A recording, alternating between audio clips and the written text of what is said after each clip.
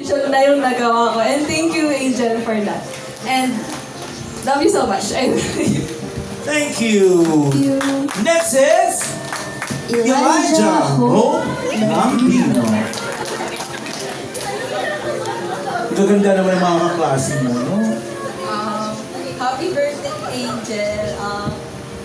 5 years ago, naalala ko po, nung grade 7 kami. Hindi pa po nag-start yung school year namin noon. Tapos, iniisto ko po yung magiging classmates ko noon. Tapos, nahanap ko po yung name ni Angel. Tapos, nakita ko po yung profile niya noon, parang nakawano. Tapos, una kong naisip, nung nakita ko yung profile mo, sabi ko, hala mo nga siya matalino, gumanon ako. Tapos, nung one day, naging part ako ng friend group nila noon, sila, ganyan. Na-discover ko na sobrang talented ni Angel at matalino nga siya na kumbaga parang sa lahat ng bagay na gawin niya, lagi siya nag-excel sa ganon. And thank you for being the mother of our group kapag ngayon 18 ka na. So, thank you kapag nag-sleep over tayo, may mga gala tayo. Ikaw yung umaasikaso sa amin. Pero paano nung nag-sleep over tayo, ikaw nagsaing, tas kami naglalaro lang. And then, thank you sa lahat ng memories na nabuo natin within the 5 years na magkakilala tayo ever since. And I hope na mas tumagal pa sa 5 years yung friendship natin at umabot tayo hanggang dulo ng mundo.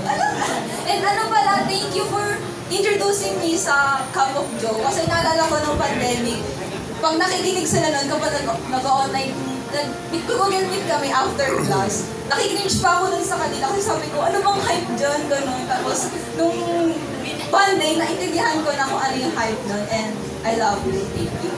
So ngayon, may natuklasan tayo sa kay Angel. Marunong na siya magluto at magsaing. Mother figure na pala si Angel.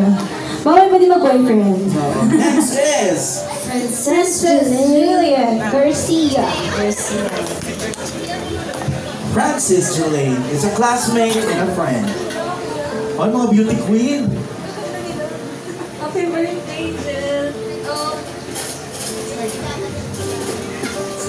Ano ba may umiyak? Ay, nasa yung tissue. First encounter ko po kay Angel noon is nung grade 7 kami, online class. Nasa isang friend group kami, pero di ko siya, katulad nung kay Micah ba yun, hindi ko siya masyadong close kasi parang nakakatakot nga yung aura niya, nakaka-intimidate, ganun. Pero nung naging magka-close na nga kami, I don't know kailan yung nag-click, pero parang matik na lang siya sa amin.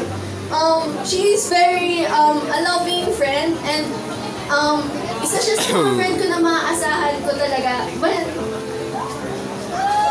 Tissue! Yung sa plato yung sa plato. Ayun na lang po. Ayan yan. Ayun yung tissue. Tissue ng plato, sakit sa mata yan. Ayan. Thank you, Kuya. Thank you, Kuya. Ayun lang po. Just keep on doing what you're doing kasi you're doing a very great job and